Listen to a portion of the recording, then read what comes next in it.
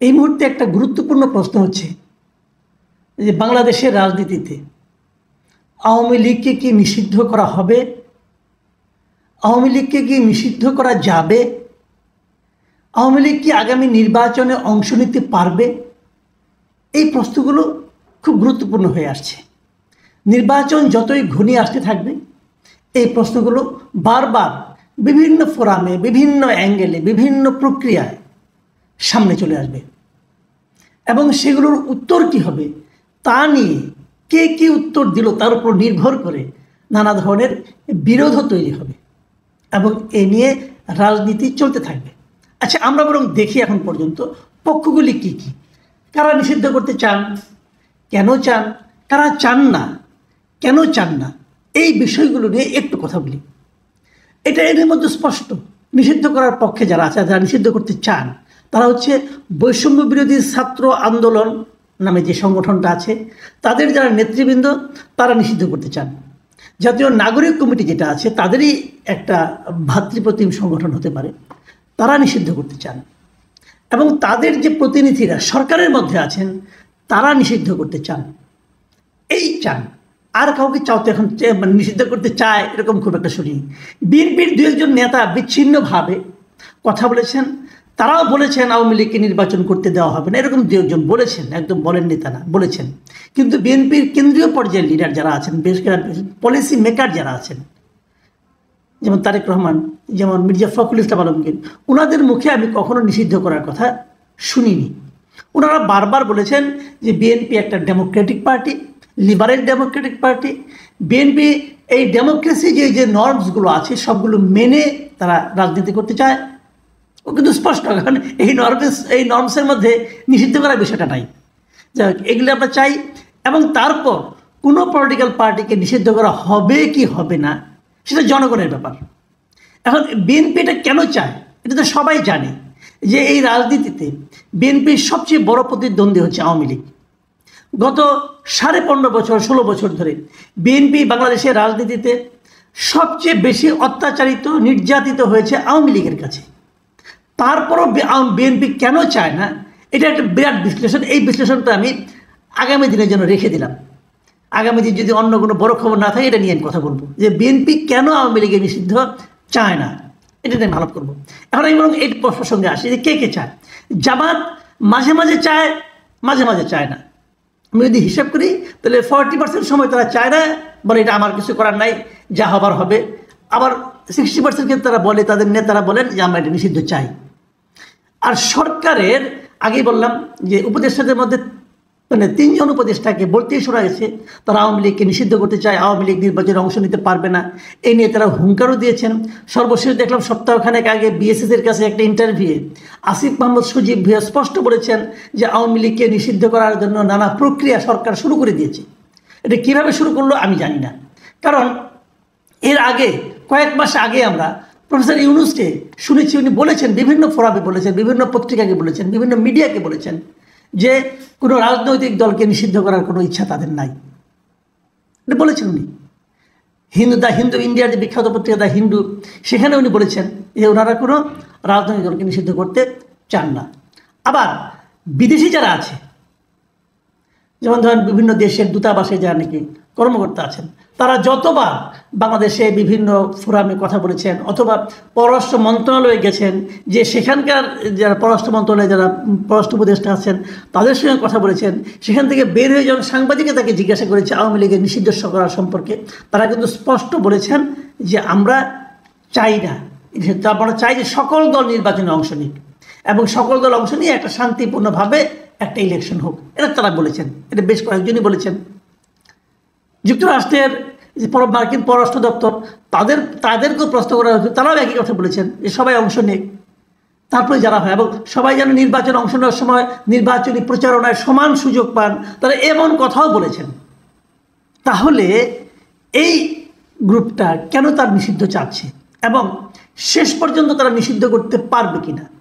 দেখুন, গতকাল আপনাদের মনে আছে যে ওই গাজীপুরের ঘটনায় বৈষম্যবিরোধী ছাত্র আন্দোলনে একজন মারা গেল, ওই আকম মোজাম্মেল হকের বাড়িতে যে মারামারির ঘটনা, সেখানে আবুল কাশেম নামে একজন লোক, মানে তিনি বৈষম্যবিরোধী ছাত্র আন্দোলনের আপনার মেম্বার ছিলেন, তিনি মারা যান। মারা যাওয়ার পর ওনার বুধবার দিন রাতে ওনাকে নিয়ে, ওনার কফিনটা নিয়ে মিছিল হয়, শহীদ মিনার থেকে শাহবাগ পর্যন্ত সেই মিছিলটা আসে।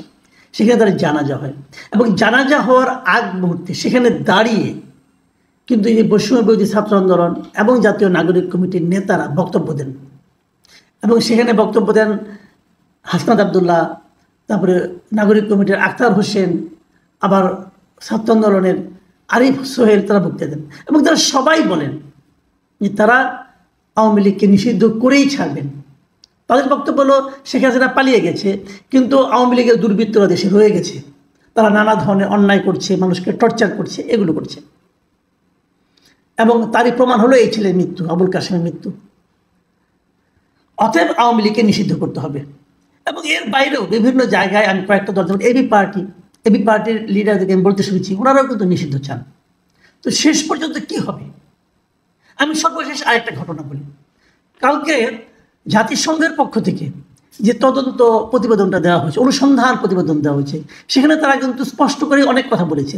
শেখ হাসিনা কীভাবে অতিরিক্ত বল প্রয়োগ করেছে, শেখ হাসিনা সরাসরি নির্দেশে কীভাবে মানুষকে খুন করা হয়েছে, সেখানে শেখ হাসিনাকে তার মন্ত্রীদের কাউকে সরাসরি গণহত্যার দায়ে অভিযুক্ত করা হয়েছে। ডিটেল ঘটনা কিন্তু সেখানে আছে এবং সেখানে কিন্তু সুপারিশ তারা করেছে এবং সুপারিশে তারা কোনো দলকে, কোনো আপনার সরকারের প্রতিষ্ঠানকে নিষিদ্ধ করতে বলেছে, এমনও হয়েছে। কোনোগুলিকে কীভাবে জবাবদিহি তারা আওতায় আনা যায় সে কথাগুলো তারা বলেছে। কিন্তু পাশাপাশি আরেকটা কথা তারা বলেছে, সেটা কি বলেছে? তারা কোনো রাজনৈতিক দলকে নিষিদ্ধ করার থেকে বিরত থাকতে বলেছে। দেখুন, এই ছাত্রদের দাবির সম্পূর্ণ বিপরীত কথা কিন্তু। এবং সেখানে কি বলা হয়েছে, আমি আপনাদের কোট আনকোট পড়ে শোনাচ্ছি। বলা হয়েছে রাজনৈতিক দলকে নিষিদ্ধ করা হলে সত্যিকার বহুদলীয় গণতন্ত্রে ফেরার পথ রুদ্ধ হবে। পাশাপাশি বাংলাদেশের বিপুল সংখ্যক ভোটারকে ভোটাধিকার চর্চা থেকে বঞ্চিত করা হবে। দেখুন, এই কথাটা কিন্তু আমি শুরু থেকে অনেকবার বলেছি। আমি বলেছি যে বাংলাদেশে আওয়ামী লীগ যখন আওয়ামী লীগের অনেক সমর্থক আছে এই দেশে, যারা আওয়ামী লীগকে ভোট দেয়, তারা হয়তো আওয়ামী লীগের যারা লুটপাট করে তাদের মতো লুটপাটে জড়িত না, তারা নির্প্রান্তিক পর্যায়ের লোক, সাধারণ কৃষক, তারাও নৌকা মার্কা ভোট দেয়। কিন্তু শেখ হাসিনার অপরাধের জন্য ওই কৃষককে আপনি দায়ী করতে পারেন না, ওই কৃষককে আপনি তার অধিকার থেকে বঞ্চিত করতে পারেন না। বলেছি আমি বহুবার, বলাতে অনেকে আমাকে আওয়ামী লীগের দালাল বলেছে। সরাসরি বলতে পারে না, কারণ একটু চক্ষুলজ্জাও তো আছে। কারণ বিগত সময়ে আওয়ামী লীগ যখন সরকার ছিল, তখন যারা এই দেশে থেকে আওয়ামী লীগের সরকারের কর্মকাণ্ডের বিরোধিতা প্রকাশ্যে করেছে, যদি তাদের একটা লম্বা তালিকা করেন, সেই তালিকার শেষ দিকে হলে কিন্তু আমার নামটা ভাই রাখতে হবে। আমি বলেছি, অনেক রিস্ক নিয়েই বলেছি।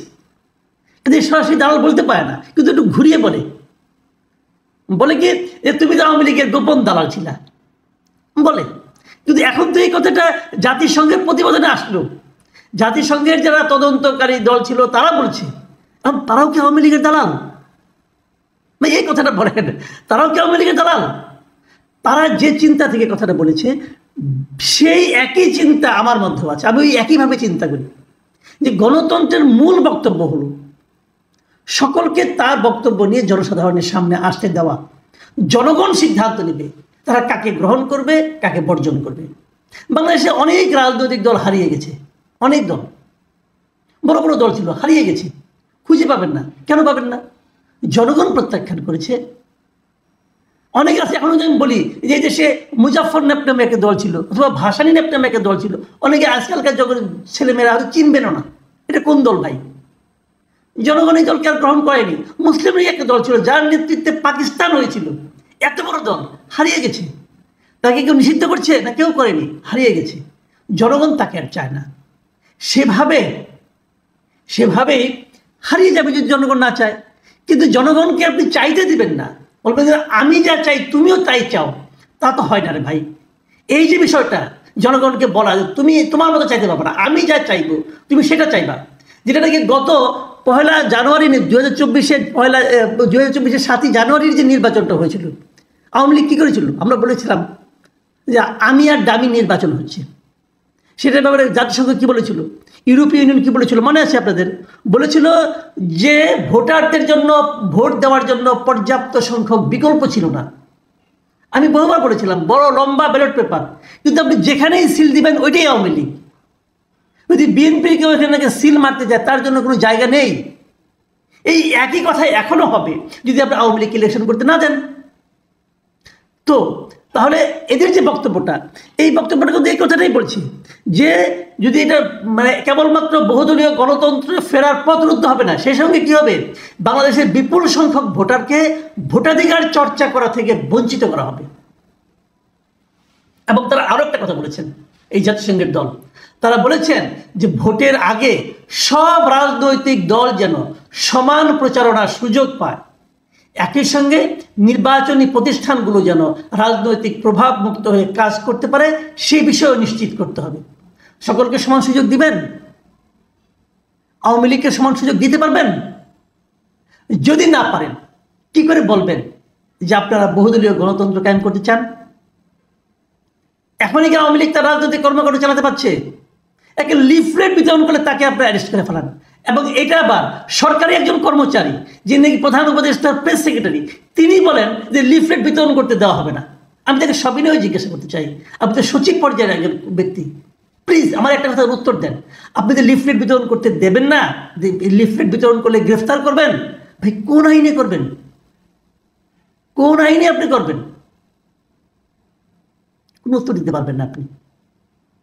বাংলাদেশে কোনো আইন এরকম নেই যে একটা বৈধ রাজনৈতিক দল লিফলেট বিতরণ করলে তাকে অ্যারেস্ট করা যায়। গায়ের জোরে করবেন। গায়ের জোরকে আর যাই বলে, গণতন্ত্র বলে না।